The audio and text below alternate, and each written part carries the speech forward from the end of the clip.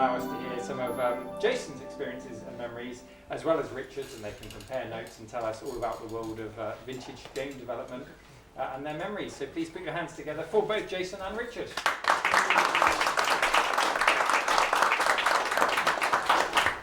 Hello everybody. Well, hopefully this is going to be the first in a series of interviews I'm going to be doing with developers of the past, share their experiences, and so we're starting off with Richard here. Let's start off early in your career. You went from college to, I believe, this is 1985, Loughborough University. Correct, Amundo, yeah. And you worked with Paul Carruthers, doing educational software on the BBC Micro. Yep. That was the XOR designer, I believe. Yeah, Ian Downend and Paul Carruthers were in the office behind me whilst I was developing maths software. Okay. And it was a bit of a quiet project on the quiet and secret in the background. And when a lecturer walked into the office, there's always, if you know a BBC Micro, as everybody sort of looked around and smiled as it said BBC Computer 32K, because they shouldn't have been doing that. And we ended up bringing out, I produced Zor and they produced Zor, and then Zor Designer I helped with sort of back-end engineering stuff and loading screens and things like that. Okay. See, now there you go. I mispronounced it. I called it XOR, which is like a programmer mistake. So was that your first experience of assembly coding?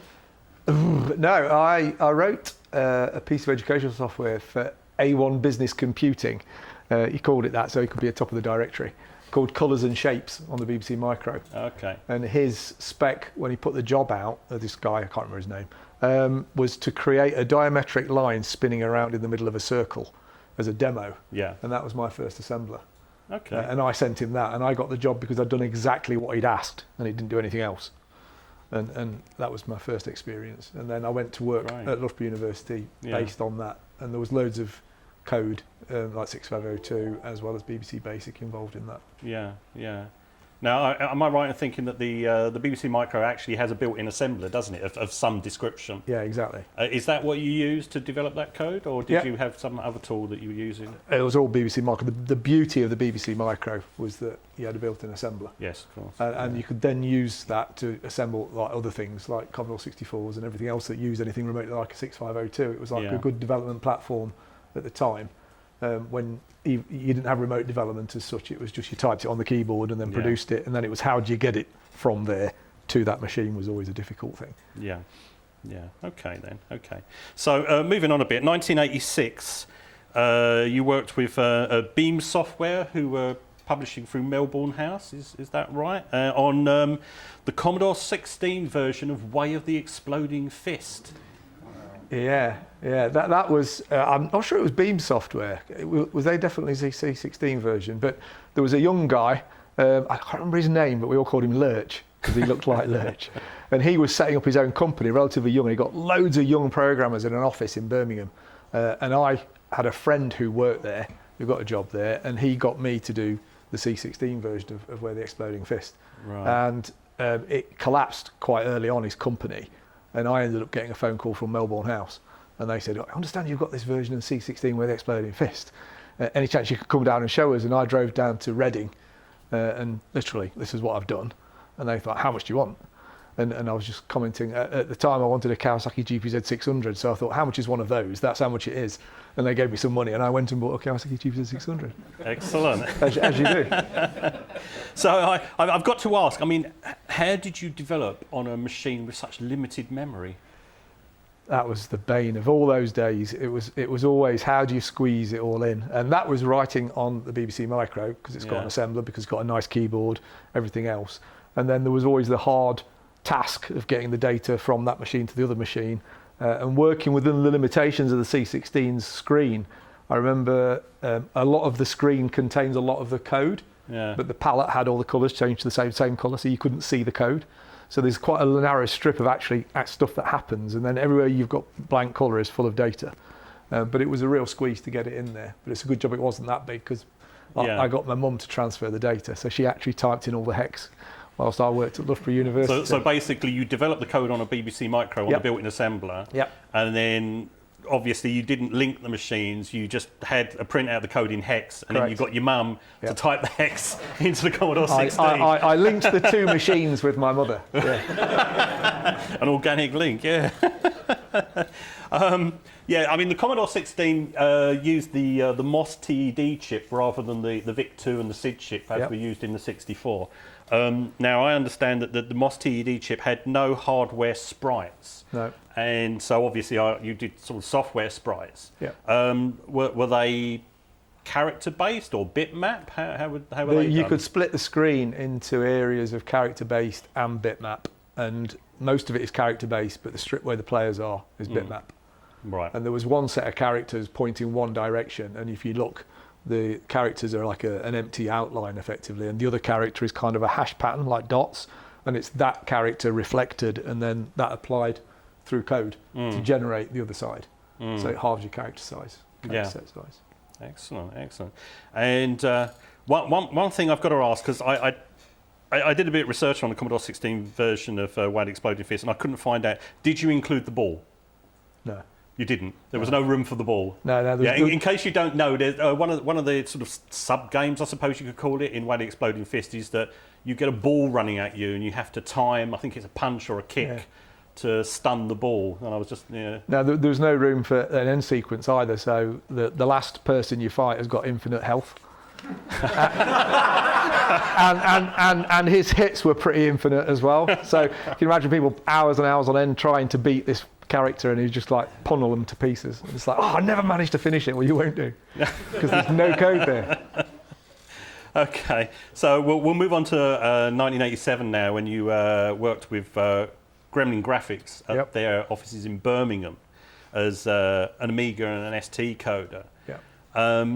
Now, I mean, had you done 68,000 coding before you joined them? No, again, the friend who'd gone to work in Birmingham knew someone who worked at Gremlin, and Gremlin needed, at the time, they were very 8-bit, and they needed somebody to do 16-bit, but it was a new machine, new format, and they needed somebody new in to do that.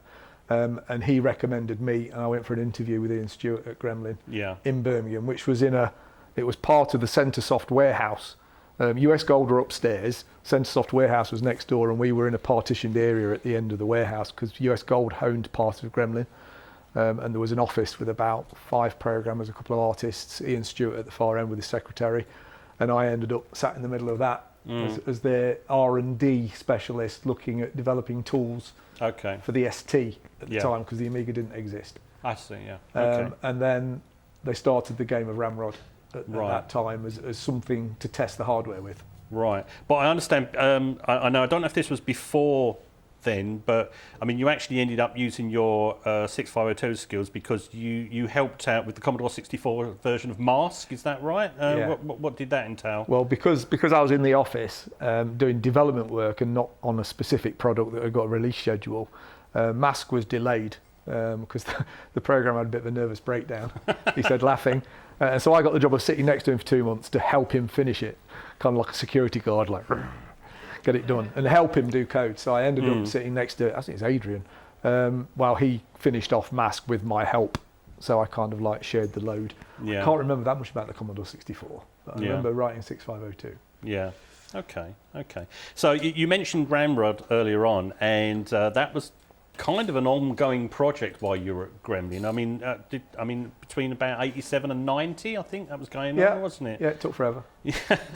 And at the end of that long development, it wasn't released, was it? No, it wasn't. I mean, what was the story behind that? Because it was I was employed as a developer and a development platform and creating this new thing. It was kind of an endless project, and now I'm older, looking back at my personality, that's a really bad idea to give me an endless project.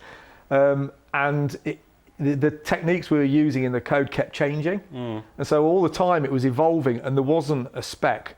And a lot of the computer games that I wrote were based on coin-op conversions. And there you've got the whole spec in position. You like reproducing it on this hardware, so it was easy.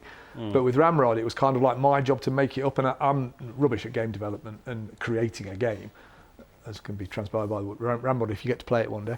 But it just sort of meandered and oh no, let's do it this way. Oh, that's rubbish. We'll try this one. And then there was a system where Bob Armour, who was an 8-bit really good Atari programmer. He came up with an idea of having layered masks to control the depth of the sort of 3D isometric landscape. And I worked on that for about 3 months, and then we worked out we hadn't got enough memory.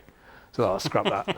So it kind of went on like that. And Kev Bulmer, who was the artist at Gremlin, was an absolute genius. He drew all the dungeon plans for Games Workshop and Dwarf magazine covers and all that kind of stuff. Absolute genius of an artist. And he created these brilliant graphics that were absolutely gorgeous. So everybody wanted a game around these graphics. And it was down to me to create the game. And I kind of did the best I could and built this thing. Yeah. And it was a bit boring, and it was a bit weird in places as well, because I came up with these random ideas that for some reason they ran with. Like I just bought a Yamaha Hi-Fi, and they used the Hi-Fi CD player as the basis for the control panel. Weird. and I got really bored writing it, and so I thought, oh yeah, Ramrod's getting bored, so let's theme that into it so that he gets more and more bored, and you have to keep him interested by getting music. And then it was like, this is a really boring game because there's not a lot to it. I know, let's put arcade machines in it because Pac-Man and Space Invaders are really cool. Everybody will enjoy playing them. So it ends up with these arcade games that are sub-games. Yeah. And that's how it evolved. Right. Until ultimately, Kev, who was now the office manager as well as the artist running it all, he decided he wanted to go freelance and set up his own company. And he split off and took me and a couple of other guys with him. And that's where we left Gremlin, just as Ramrod was really coming to a completion. And I nearly finished it when I was doing Golden Axe. But things happened and it never actually got finished. Well, I mean, when you were working on Ramrod, what sort of development kit were you using for that? That was 1040 ST initially, which was literally typing away using DevPack ST to assemble it and then execute. But then over that period, there's a programmer called Fungus T Bogeyman at Gremlin Sheffield who literally changed his name to Fungus T Bogeyman. the accounts department could never get the grasp of the fact that his middle name was The. So they'd say all sorts of things. You'd go, no, it's Fungus T Bogeyman, and they'd call him the Bogeyman. And it's like, that's my middle name. It's like ridiculous. And that was a side note. He only had to change his name back when he decided to marry a Spanish girl. And in Spain, you're not allowed to marry somebody with a stupid name, and she couldn't be Maria Bogeyman. So he had to have his Colin Dooley was his real name, but we always called him Fungus. But he developed BogeyDev, funnily enough, which was his development system for running on an Atari ST, and that allowed remote development to a target machine. And that's when I bought my Mega 4 ST, which is in there, which I then communicated to a 1040 ST, and as the Amiga came along, started to do the Amiga at the same time. Okay. And while that was happening, in my spare time at home, I did Gauntlet II. Yeah, I was just about to ask you about that actually, because you did that in around '89, I think it was. 88, 89, Yeah, and that was published through US Gold. So you were a freelancer then. You did Gauntlet II for... No, I was still at Gremlin.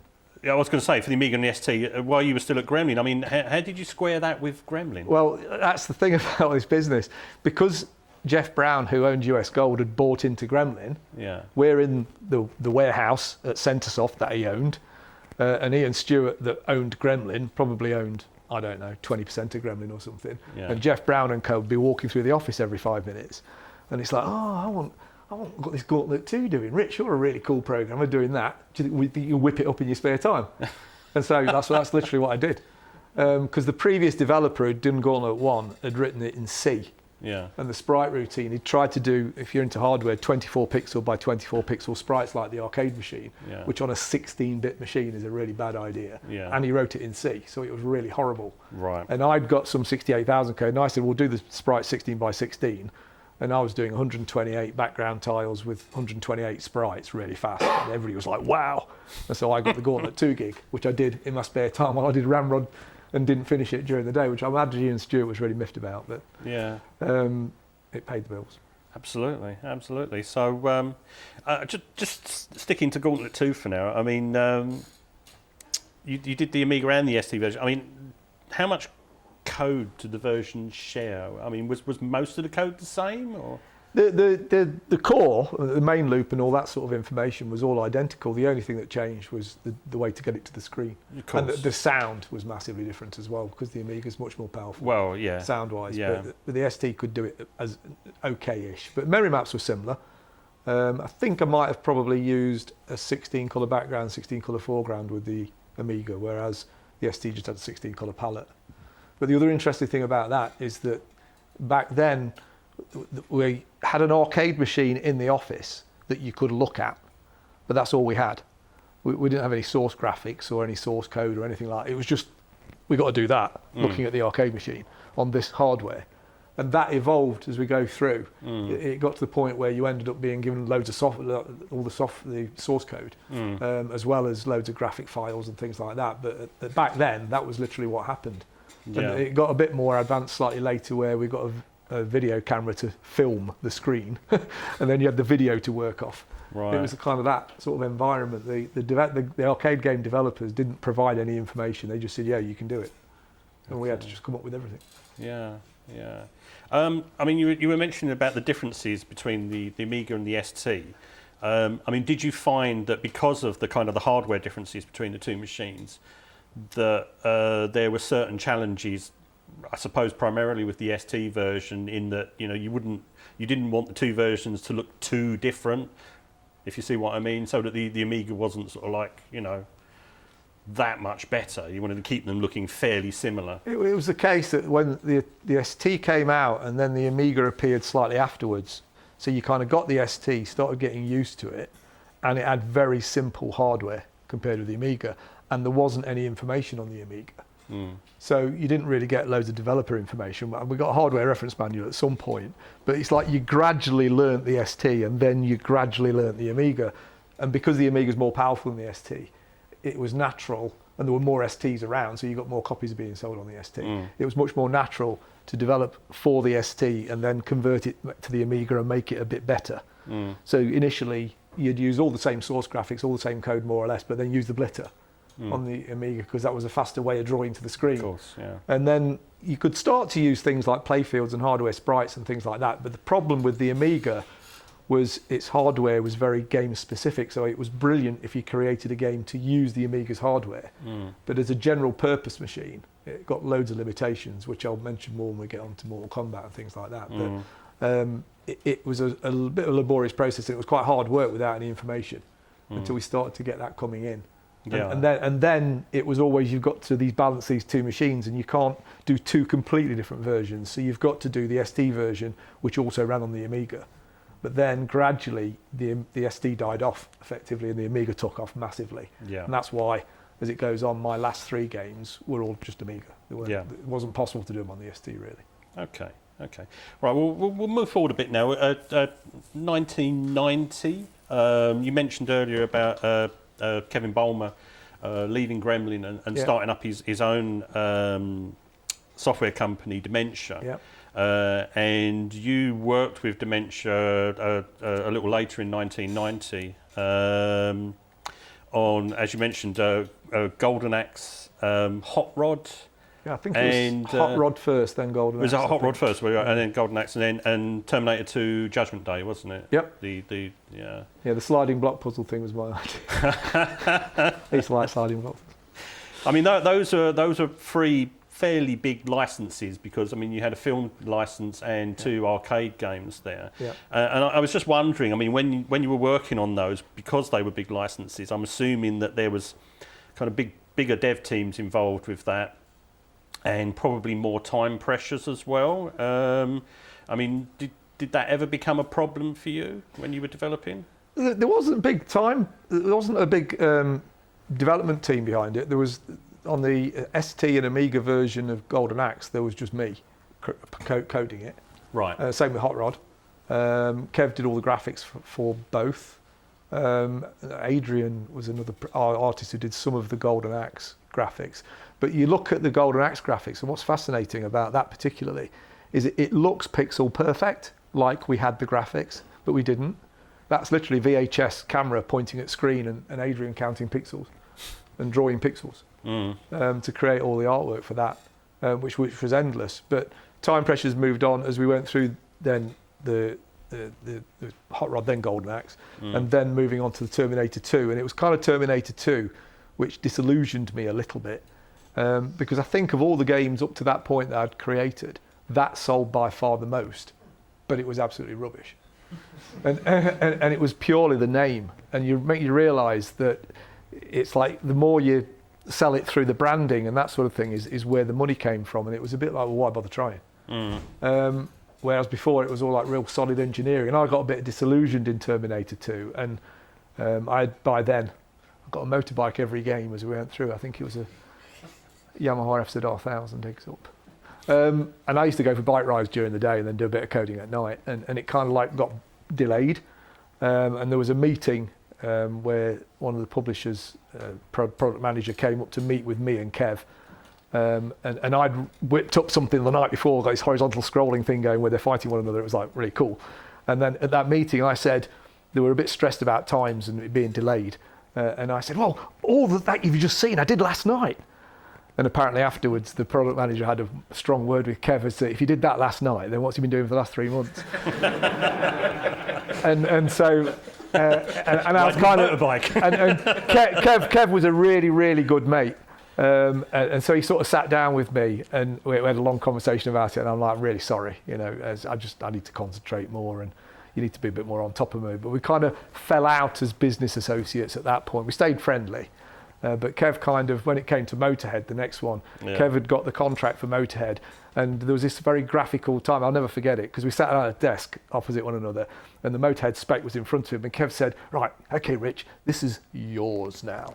And went like that, and it was kind of became me, and I was on my own then. So it was like your punishment in a way, wasn't it? Exactly, yeah. It cost me 3K. I didn't get the bonus. Although potentially I got it a bit later, but more. Yeah, we'll get on to that. Yeah, one thing I have to bring up while you're at Dementia, what sort of dev kit did they use there? I used Dev. Oh, so it was which I probably shouldn't have done because it's a Gremlin product. But right. it was brilliant, and it was the switch from being stuck with a machine in front of you, and like if it crashes, like you crashed your developer as well, and it's a pain in the arse, and you're trying to work out. And if you put it onto that machine and then that crashes, it's like, well, what crashed that? So I don't know.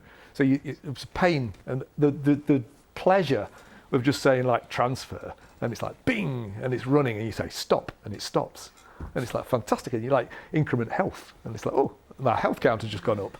It was just fabulous, and Dev was wonderful, and so I ran with that all the way through all those games. Right. Until I had to start using a PC to develop on, and Dev wasn't PC compatible, so that's when that switched to. But the facility of having that was absolutely awesome. Yeah. Okay. All right. So we've got Motorhead, your punishment. Which I'm into that sort of music, aren't we all? But that was quite cool. I didn't meet Lemmy, but the product manager I worked with did. I had meetings with him in the pub somewhere. That was quite funny.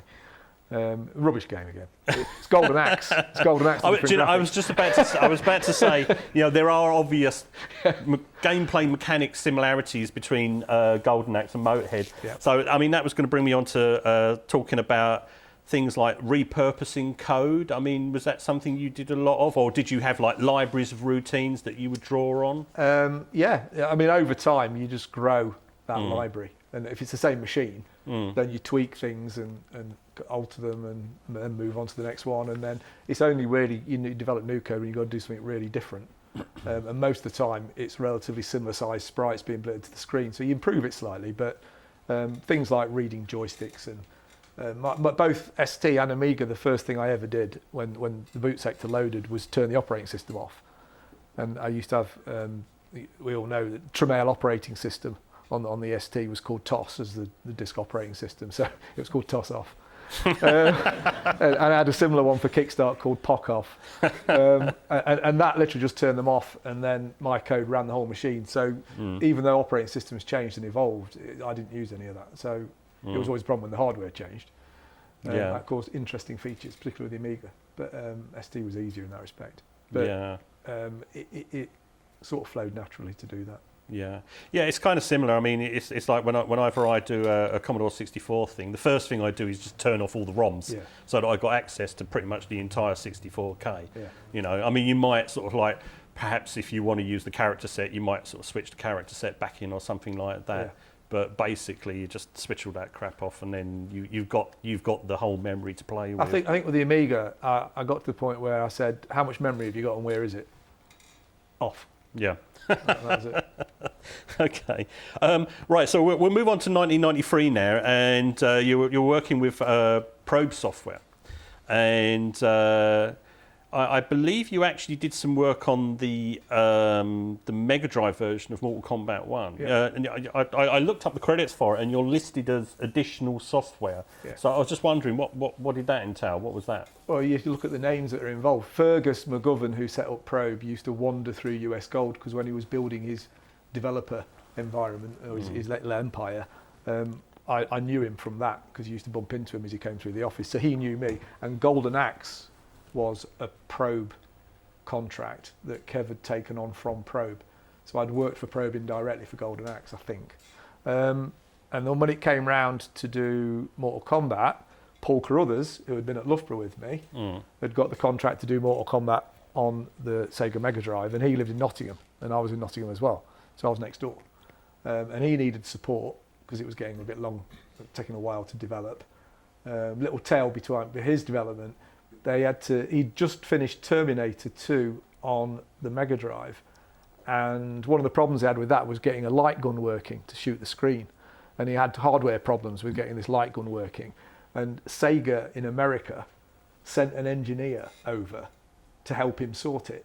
And when I say send an engineer over, they said, you, go and get on a plane. And he hadn't got any clothes. He just literally went to the airport, got on a plane, and Paul picked him up from the airport in a t-shirt and jeans and gave him a coat and housed him for 3 days, and then he escaped to try and get the game working on this hardware. And so I helped Paul do the chop game where you sort of chopping blocks in between, and some of the sort of low-level stuff, which I got into trouble for. Because one of my problems is I'm very anal about getting things exactly as they're supposed to be in the specification. And Sega, their specification said that if someone plugs in a gamepad at any time, then the game needs to recognise that extra user has arrived and then cause interaction with that user. So I ran their code that they'd supplied, saying, as a gamepad been inserted, which ran, it's like a hideously long piece of code, and just the whole game ground to a halt. It was like, this is ridiculous. So I looked at the spec for the hardware, and the hardware was that you had to have this fraction of a millisecond delay to check whether this port has actually got something plugged in or not. And I looked at their code, and there's all these no-ops, like no operations, slowing their code down, thousands of them. And I'm like, that's ridiculous. So I whacked it right down so that it just about worked okay, give it like a 50% fail-safe, and then put that in the game.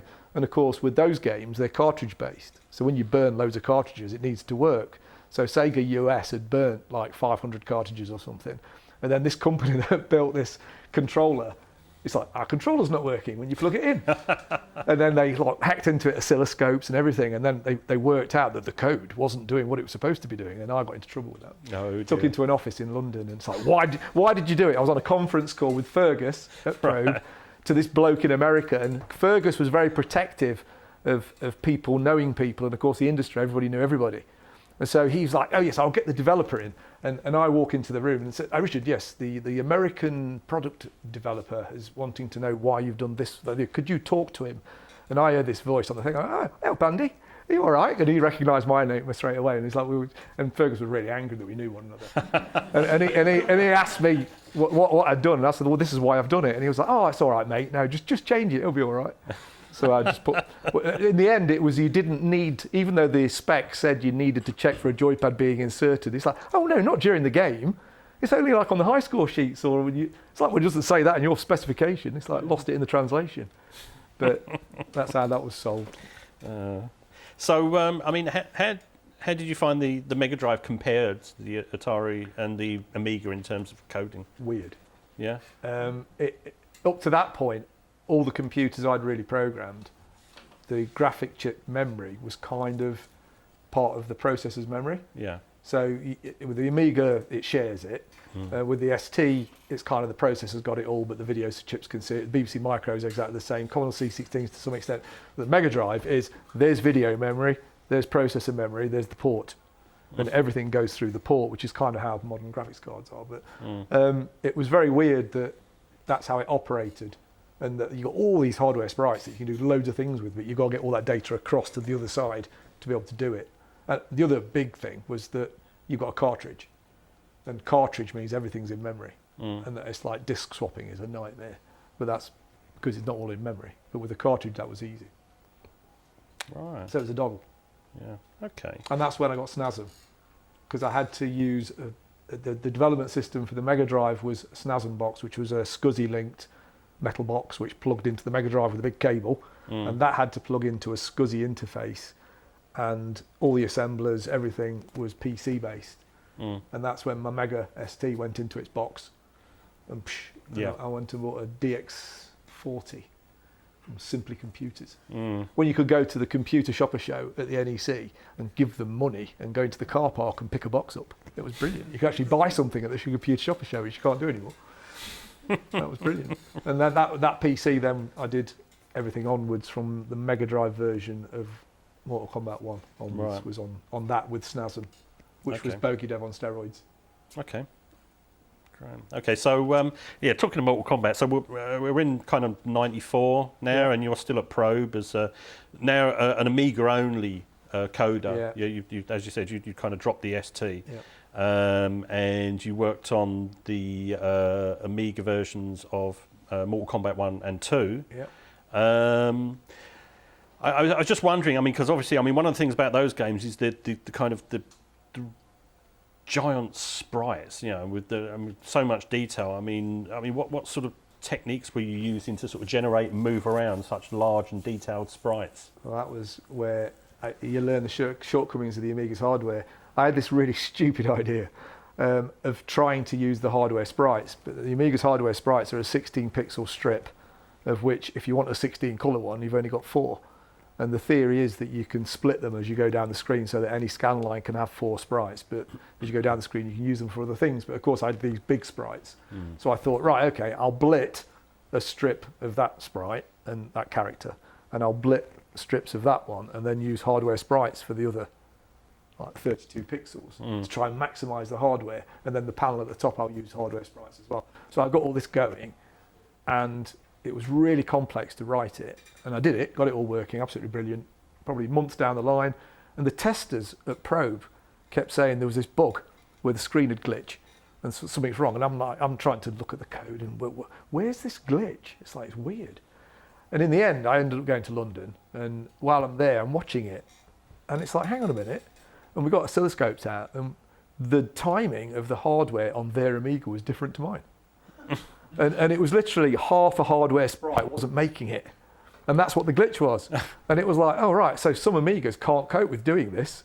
Right. So remove that row of hardware sprites. And it was just like, now I've just got 16 pixels of hardware sprite as part of all the, it's like, oh, what a nightmare. So that got binned for Mortal Kombat 2. Just like, use a blitter. And hardware sprite's just the panel. Because it was great if you've got a game designed for the hardware. But it was a nightmare. Yeah, I can imagine. Funny enough, I mean that ties into the next thing I was asking about. Going to ask you about, which was kind of improvements that you made from Mortal Kombat 1 to Mortal Kombat 2. Now, obviously, that was one of them. MK2 I really enjoyed because, again, going back then, the hardware constantly changed. It's like you got used to a machine, and it's like, oh, it's a new one. I've got to do that now. And it's like subsequently you're always frustrated by what you created because you had to cut loads of corners and like rush things out, and you've got commercial limitations, and it's always got to be finished by October, ready for the Christmas market, and it was all a bit frustrating. Whereas MK1 became MK2, and I had time to do it. So MK2, I was really like into the engineering behind it and like maximising the sprite lists and Mr. Sheen, which was a routine that cleaned the screen after the sprites had been blittered for obvious reasons.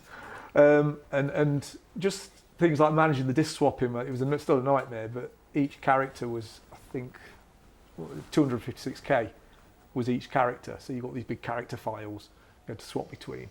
And it was good to compress the way the graphics routine worked in MK2 was hideously complicated because it originally came from the sort of theory of the way the graphics were generated was from the Mega Drive version. And the Mega Drive deals in 16 pixel by 16 pixel characters, tiles, and then you bring them together as hardware sprites. So I had that data coming at me, and then it was compressed on a tile by tile basis. So it became a system where you've got, I remember this now, you've got 2 characters, and each character, because I had a 16 colour palette, had 8 colours each. And of those 8 colours, 1 was a transparent, so they had 7 colours each. So you've only got 3 bits per pixel. So that was so many bytes per 16 by 16 pixel square.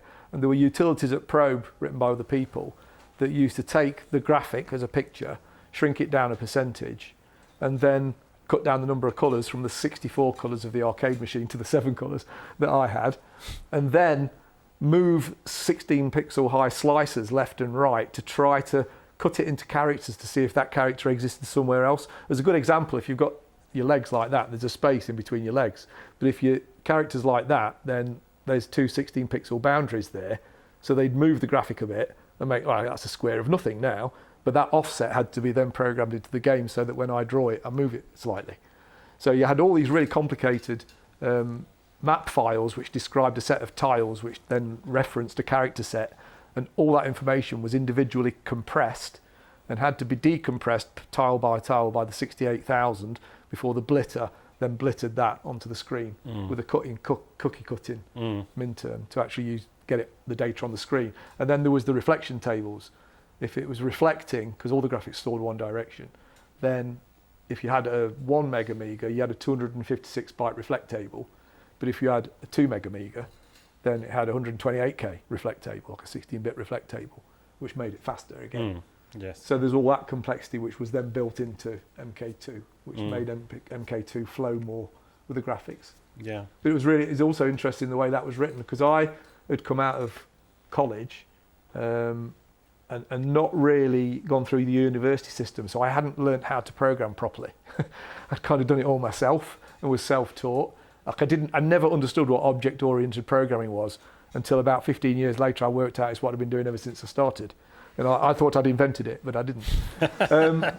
And it was very complicated the way the screen was built, and to manage all that data and to slot it all together was just such a tricky process. But the core of MK was interesting because it was written like an operating system. And it was Ed Boon or whoever wrote the arcade machine. I saw the source code for that. And it was all thread-based. And every object was a separate thread. And it was fascinating sort of analysing the way they worked. And it was like, oh, I've not come across that before. And obviously it's kind of like pretty common knowledge if you learn to program properly. But it was fascinating the way the stacks, it suddenly, you had sleep commands, macros everywhere. That's like, the code's just gone to sleep there. And it's like, it's just a loop that never finishes. It's like, how does that work then? And it's because it's a thread that's passing control back to the thread manager. Right. And it was fascinating to implement that onto the Amiga. Yeah. Which again, MK2. Yeah. I think the thing about, you're saying about, not going through the university system and learning how to sort of program properly, so to speak. I do believe, I think that goes both ways as well, because I think when you study at university, you learn those techniques, but then it kind of stifles you. You're less willing to try different approaches, because you've been taught that's the right way to do it. Yeah.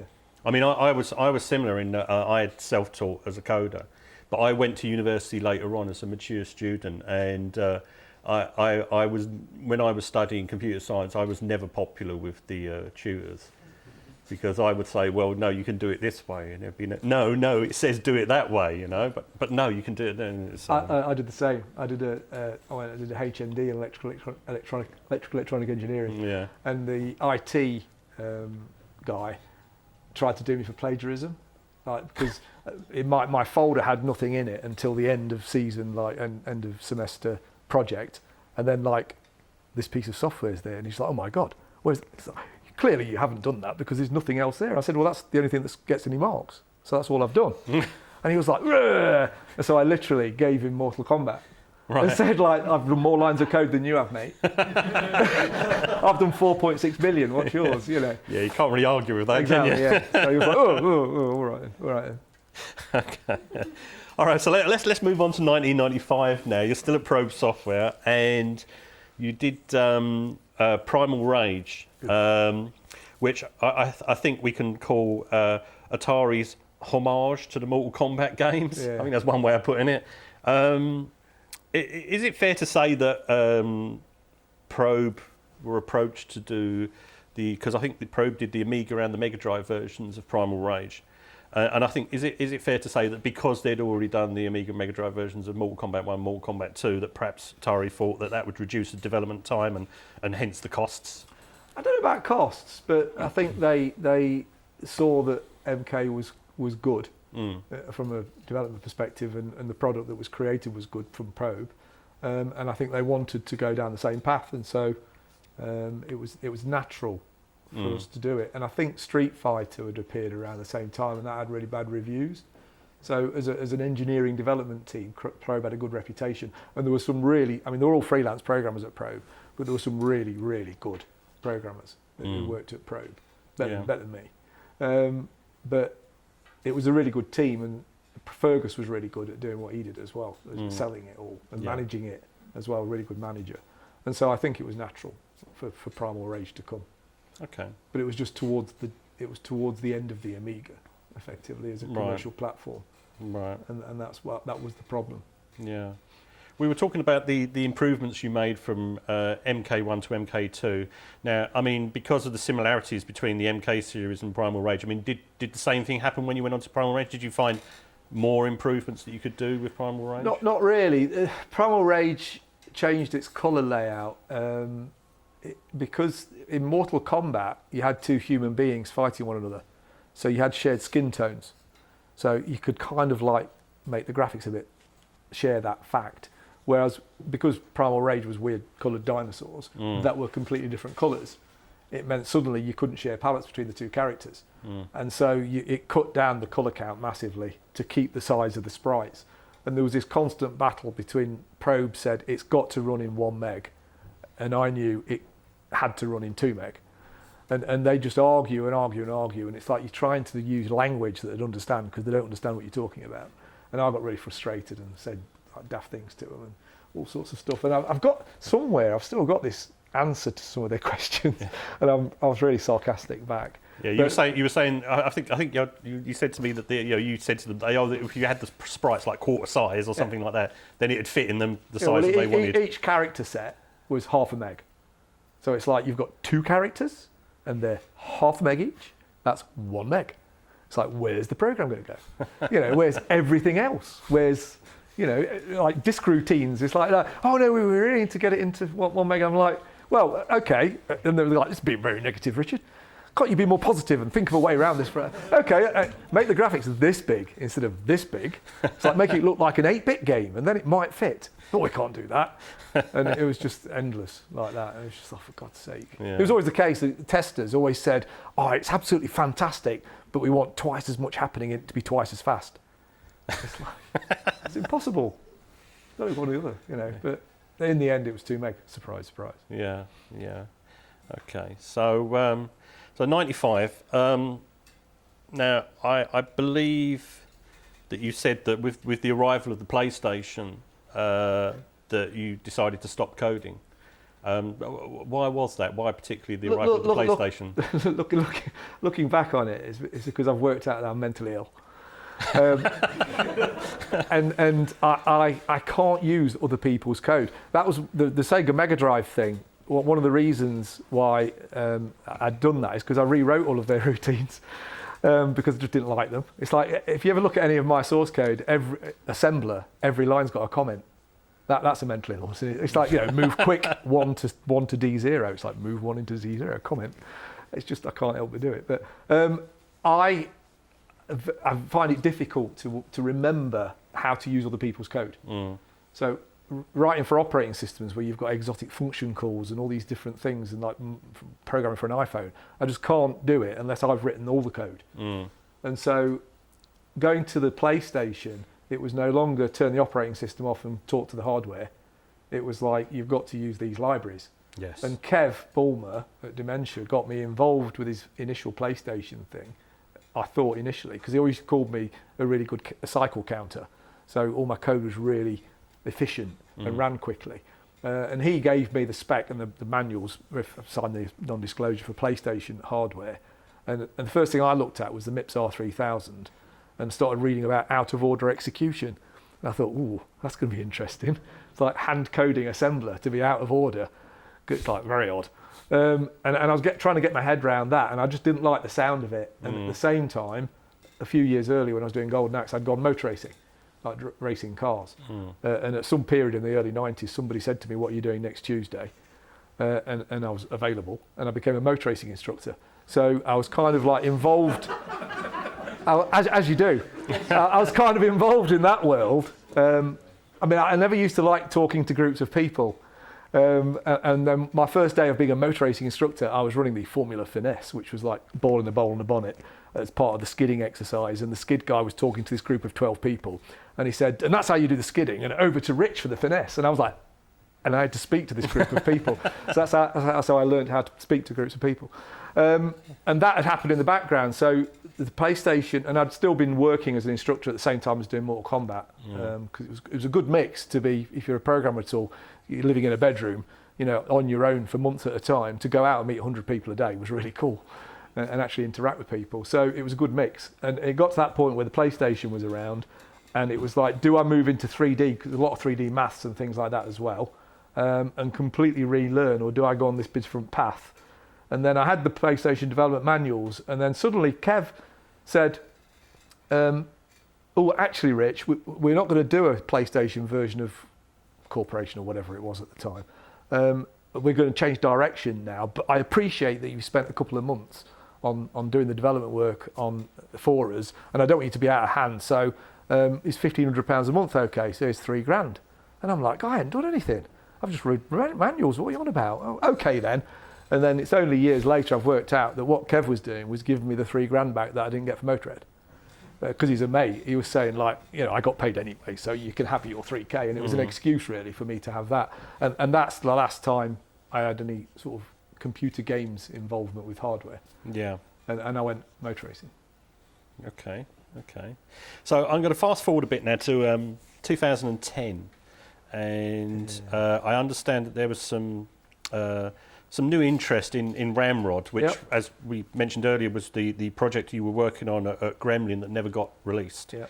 I believe there was people were looking at to do a magazine article about it, and I understand that Kevin Bulmer got in touch with you about that. Perhaps you could tell us about what happened there. I just got a random phone call off Kev. I'd seen Kev a few times. I've been to the odd Christmas party and things like that, but only like every 4 years or something like that. I'd chatted to him, and I just got this random phone call out of the blue. A magazine had decided to do a run of stories about unreleased games, and the first one they wanted to do was Ramrod, and they wanted some graphics and bits and pieces, and had I got anything? And I keep everything. So I'd still got it all. And I said, yeah, I'll try and dig something out. But obviously, these are like Amiga format PCI files, whatever they're called, PC1 files, done on Degar, on the Amiga. And I had to convert that onto something the PC could deal with and work with floppies. And so I did a little bit of like looking into it and got some graphics up. And then I was busy doing other things as well. So it kind of sort of petered out because Kev didn't ring me back. And then unfortunately, it was about 18 months later, I got an email from Kate, who was Kev's partner, telling me he'd passed away. He'd got cancer, probably found out a couple of months after he'd rung me up about this Ramrod graphics, and that's why he'd gone quiet, and he's just disappeared effectively. Yeah. So that was one of the reasons I said it at the time, and I haven't done it yet, but I'd love to get Ramrod, at least a video of it on YouTube, because Kev's graphics are brilliant. Yeah, I mean, actually, that's the next thing I was going to ask you about. I mean, you know, what are your hopes for Ramrod? You know, what would you like to see? Well, I've got Ramrod Master. Yes, this is the only one. I've got an Amiga one as well, Disc A on the Amiga version, which is fantastic because you put it in an Amiga, it boots, and it goes like insert Disc B. It's like I ain't got Disc B, which is really depressing. And what I've tried it, and there's a flaky bit on one of the discs where there's sub games where you've got an arcade game to play. That won't load; it crashes. But the rest of it works okay, I think. So I'd like to. One of the reasons why I brought my Mega ST4 here is to try to get it up and running, get my development system going, to try and connect it to an Amiga, preferably because it runs a bit better, or an ST, and actually create a new master so I can actually play it and see what it's like and sort of get it out there so that Kev's graphics can be seen. Well, absolutely. Yeah. No, I think that's a really good idea, and obviously we'll do whatever we can to help you out with that. Yeah. Trying to get the correct title screen on it, because there was this artist called John who worked at US Gold, and Kev went absolutely ballistic when John created a new title screen called Ramrod. And he just deleted. He went through every computer in the whole building and deleted every copy he could find. And one doesn't exist with me, but you never know.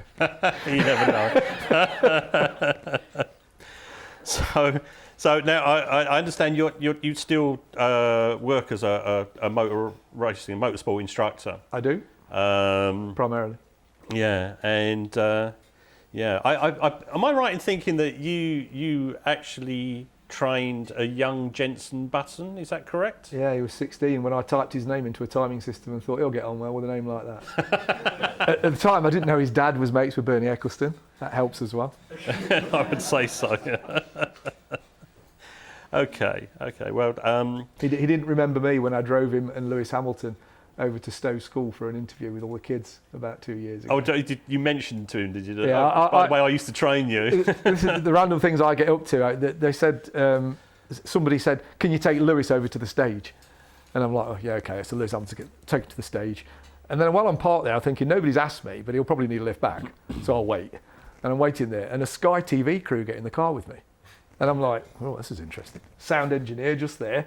And then like Hamilton and Button get in the back. And it's like, okay, let's go. And I go, where? Because nobody's told me. So it's like, can you take him to Stowe School? So I ended up driving to Stowe School, and they were interviewing one another in the back of the car for Sky TV. So I was driving that car, so it was quite cool. But I gave Jensen Button the lift back afterwards, and they were chatting away, but he didn't recognise me. I didn't say who I was. Oh. He would have done if I'd remembered, because I worked on his racing course. I was one of the instructors. Yeah. As I have a few drivers over the years. It's like I was there all through the 90s. Yeah. At the Jim Russell Racing School at Donington Park. Okay. Right, well that's it for my bit. I'm going to throw it open to a Q&A now. So if you want to ask Richard any questions about games development or motorsport, then please feel free. I probably remember more about motor racing than games development. Did you find then that development on the Mega Drive, did you feel that was a lot easier because the video memory was completely separate and you didn't have to worry about essentially running out of memory as the program got bigger or graphics got bigger, it was all completely segregated. Did you find that better or worse? It's probably better, as long as the hardware is capable of delivering what you want. But the beauty of the Mega Drive was it's on a cartridge, so everything's just in memory, so it's just easy. Whereas if you've got discs to manage and swapping and all that aggro, I mean, one of the big things of Mortal Kombat was on the Mega Drive, we're playing Mortal Kombat, the main enemy, Shang Tsung, could morph into any other character. But imagine playing the game and Shang Tsung decides to morph and you've got a 256K file to load in. Like, and then he morphs into somebody else. So on the Amiga, he could only morph into whoever he was fighting, or Kintaro, because his car set was the two character sets were little and they combined. So he had that limitation, and then that brought in loads of potential bugs because we'd used the source code out of the arcade machine that had gone through the Mega Drive, which ended up as the game logic in the Amiga. And like all the tables had to be changed because you couldn't do all these weird and wonderful things with Shang Tsung. So that was a bit of an issue. But as far as the Mega Drive hardware is concerned, yeah, it was also you using somebody else's code, and I guess I did use that okay. But you could easily just like fire it across and then just do that. And it was kind of straightforward in that respect. So was video memory then not really an issue because it was on a cartridge and essentially you just had whatever memory? Video memory was an issue in the sense of how much you've got to display, but the actual source graphics meant that you could just keep sending it over. Right. And it had plenty as well to do what it did. And again, it's like the games are almost... the Mega Drive was a bit like an arcade machine. So the game was, as a engineering concept, ran better on it. With the Amiga particularly, it's a very esoteric, fantastic set of hardware, but it's a bit weird. And the way it does things like the copper splits and things like you go down the screen and the way it alters things, and it's like co-processors all going off at the same time. And if you got to grips with the Amiga, you could do some amazing things with it and do incredible demos. But to actually tie that to a game that's been written for something else was quite hard to get maximise the sort of... The biggest thing, everybody always said, what was the hardest thing at the time? And it was memory, the lack of. And cartridges gave you memory. But with the Amiga, you just stuck with 1 meg. And what can you do with 1 meg without having to load loads off a floppy disk and do most with that?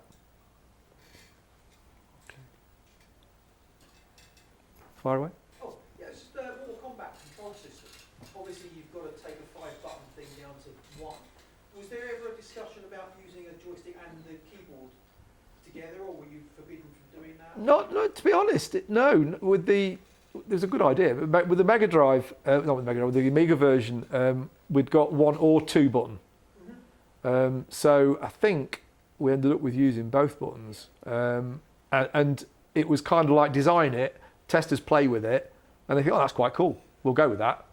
And so it wasn't really a problem. The problem was Primal Rage, because Primal Rage had even more buttons. And I had this, I thought was a great idea. Everybody else thought it was rubbish. But the way it ran in the end was I made it so that if you press the button down, it made the joystick into 8 buttons, which meant it worked. It was like really good, but you ended up hitting by pushing the joystick, and people couldn't grasp the It's like that to hit someone, they'd start like holding the joystick left and then pressing the button, and that just messed it all up. And it was kind of that frustration was in all the reviews, but ultimately. It didn't matter that much because the combination of it being a 2 meg game and the time it came out, I think off the top of my head, the difference in sales was Mortal Kombat 2 sold about 100,000 units and Primal Rage sold 9,000. And that was mainly because the Amiga was dying as a format and consoles were coming. PlayStation was coming and things like the Genesis and Saturn and stuff like that had really taken control. And so it was like, in the end, it was just get it out there. And that's how that went, ultimately. Have you done much coding in anger since you retired from it professionally? I had about 8 years of zero. The only thing I did do was Scion Organizer. I don't know how I managed to do it. The coal board wanted something to turn a backlight on and off on a Scion Organizer. And it had to fail safe, so the light was always on because it's the coal board. And I told them the only key that was missing was to double tap the space bar. And that became a standard Scion thing for loads of organisers afterwards, which was quite interesting. So I did that, because that was like machine code, low level. But then I started to get into a bit of web development. And because I knew the people who ran Donington Park, I ended up doing Donington Park's website for like 10 years. And I was the primary person behind all that. And because of that, I started getting into all the web development and then networking in the motor racing field. And I now do, I mainly work at Silverstone, and I do various IT bits and pieces for Silverstone and help them run that side of the business, the driving centre side. And I also have landed on a couple of other contracts for like an international bank. An instructor I know was asked by, he's an estate agent, was asked by a client if he knew anybody who could program PHP, and he was like, oh yeah, Rich can. And I ended up, and now I'm doing that for an international bank. And another interesting job I did, which kind of mixes motor racing with IT, is another instructor who I bumped into was having a conversation with someone about a simulator that had to be scrapped. And it was, I got the gist of the conversation, sort of eavesdropping, that he operated this simulator, and because of the way that rights in Formula One were changing, it was going to have to be binned. And I sort of said, what do you mean you've got to be binned? What are you talking about?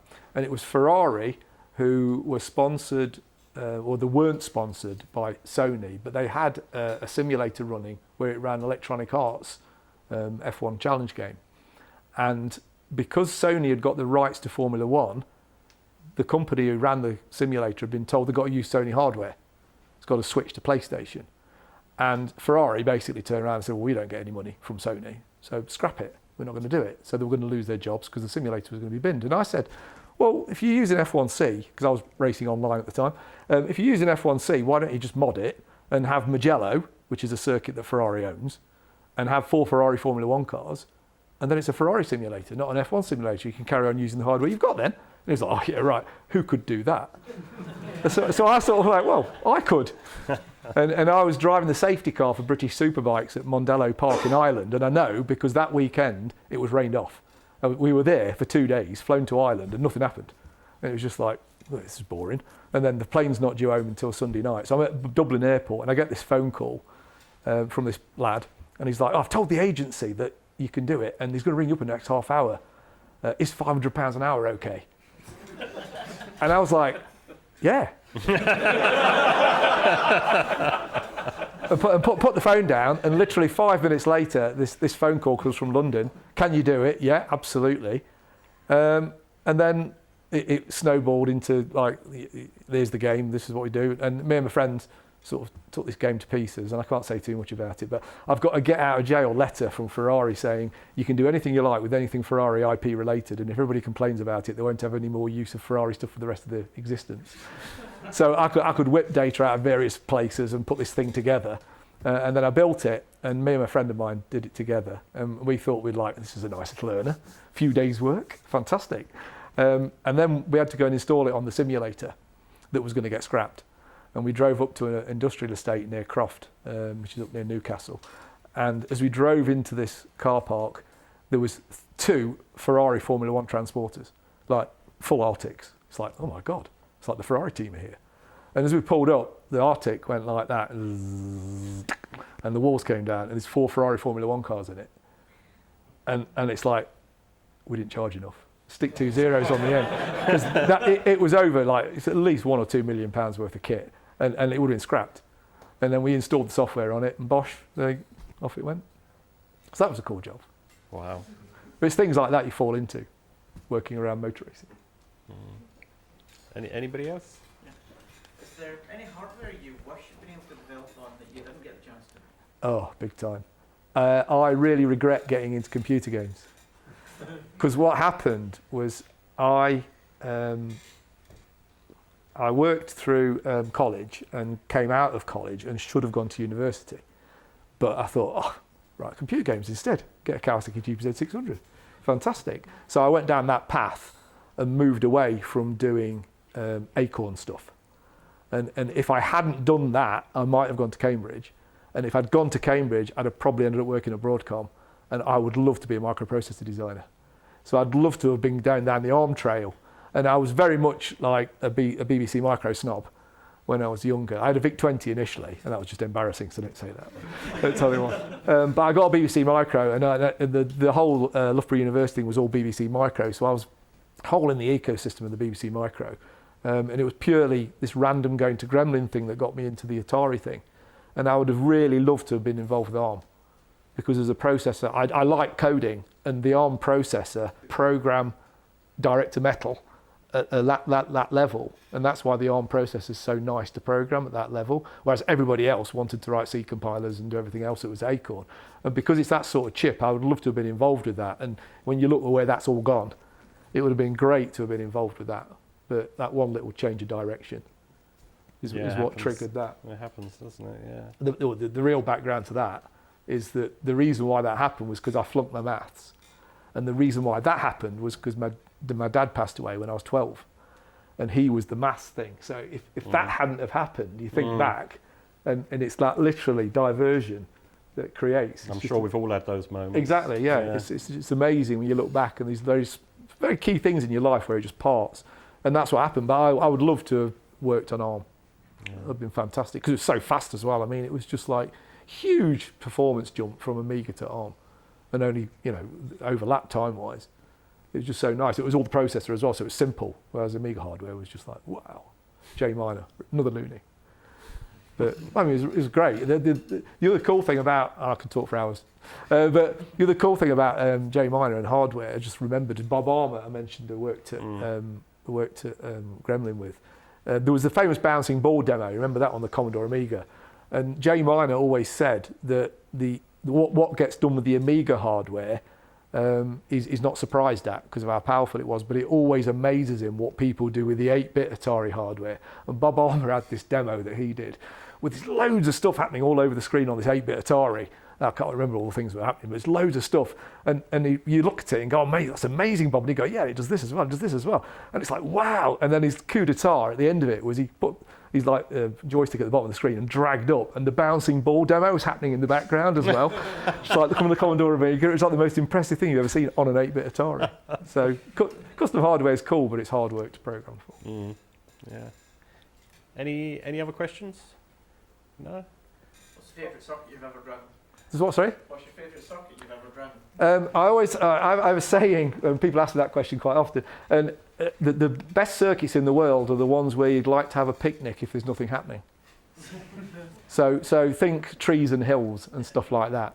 But Silverstone GP circuit is unique, being completely like airfield based and being open and being a Formula 1 circuit in the UK. It's fast, like really fast. And so that's a different flavour to if you're going up and down hills and things. But things like Cadwell Park, if you survive a lap, is a really cool place to go around. The only one I've driven is Knockhill, but that's because I'm from Scotland, so. I've only ever been to Knockhill when it's sunny. How? Exactly. The story is, if you get Knockhill's a hill, obviously, and whenever you go to Knockhill, you can't see the top of the hill because of the cloud. And it's like, whenever I've gone there, it's like, it's lovely. What are you on about? I must have been 10 times, and it's always been gorgeous. Okay, one last question, anybody? How do you deal with the serious limitation on the beam of like lack of memory? I mean, didn't it drive you mad when you were developing? Did you develop some kind of development system? No, but I didn't. I didn't create directly any games that really pushed the beam. So I didn't really come across that problem in that respect. But the math software that we wrote at Loughborough University did, because you had your 20k screen or whatever, and squeezing everything into that. And we always had this thing called utils 3B. I don't know why it's called utils 3B, but it was 256 bytes of machine code, which tried to minimise the amount of basic code we had to write. So it did really quick, simple things like there was a PSB thing, which little symbol appeared on the bottom right-hand corner of the screen saying press spacebar PSB. And it's like, you press spacebar, and it was just a call to that, which would actually call it to generate. So we used to do loads of code to try and squeeze more in, but it was frustrating. And particularly with the beam, we kept the operating system running, so you lose all that memory as well. And it was trying to use different parts of memory to actually get around it. But having the 20k screen was never really a problem. I'm saying that, I think all the stuff we did was a 10k screen, because it was 320 by 200. No, it wasn't. It was 20k, yeah. So it was, I mean, frustrating. You've got 32k of RAM, of which 20k is gone. Yeah. Unless, like Revs did and Aviator did, and you change the palette with a split, and then you can store data in a blank part of the screen.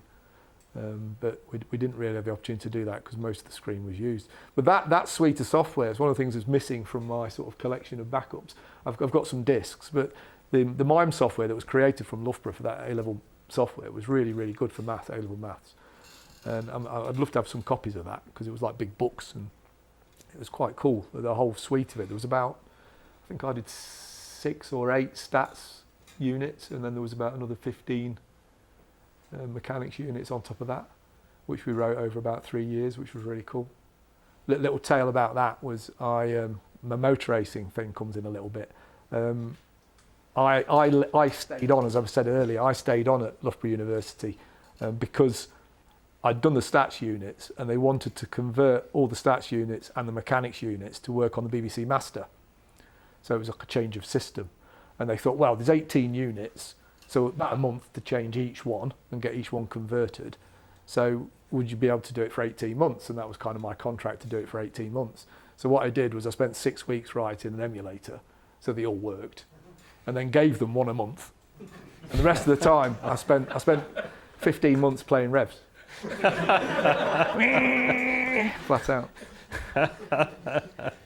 Which I'd imagine most of the lecturers are now deceased, so they won't be too bothered about that if they see that on YouTube. But yeah, that was quite cool. That was Excellent. Quite cool. Ladies and gentlemen, Richard Costello. Thanks very much. Thanks, Richard. Thank you.